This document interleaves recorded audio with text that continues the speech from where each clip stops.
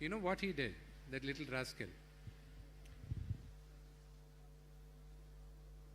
You know that he did that in Lucifer.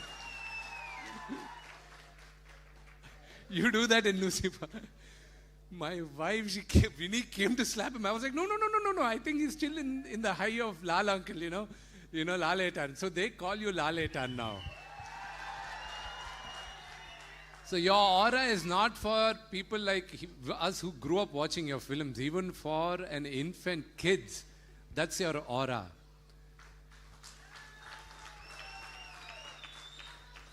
நிறைய பேருக்கு தெரியாது. நான் எங்க போனாலும் they talk, for you, for me, Lal Etan is our man. He's our family. He's the head of our family. We all love him. ஆனா நான் இந்த படத்துக்கு நான் இந்தியா பூரா சுற்றி இருக்கேன். நார்த்தில் போகும்போது நேற்று தான் நாங்கள் அங்கே ப்ரொமோஷன்ஸ்க்காக ஏதோ ஷூட் பண்ணி வரும்போது நான் லால் எட்டான் அவர் பற்றியும் சொல்ல, because mister Akshay Kumar was there. And மீடியாக்காரங்கெல்லாம் first question, how did you manage to make such a huge star cast with one of the biggest super stars in the country, mister Mohanlal.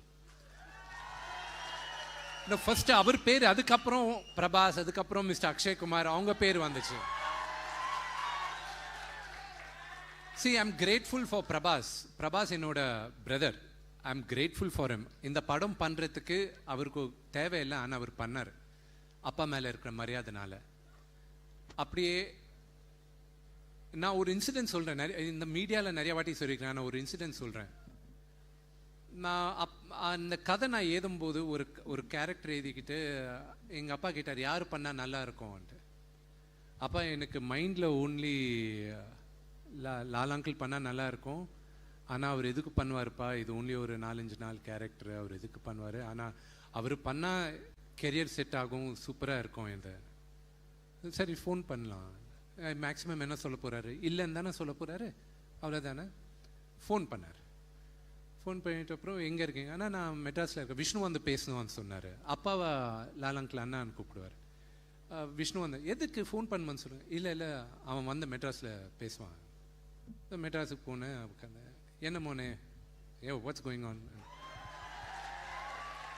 So I said, அங்கே நான் ஒரு படம் பண்ணுறேன், கண்ணப்பான்றது Lord சிவாவோட பெரிய devotee.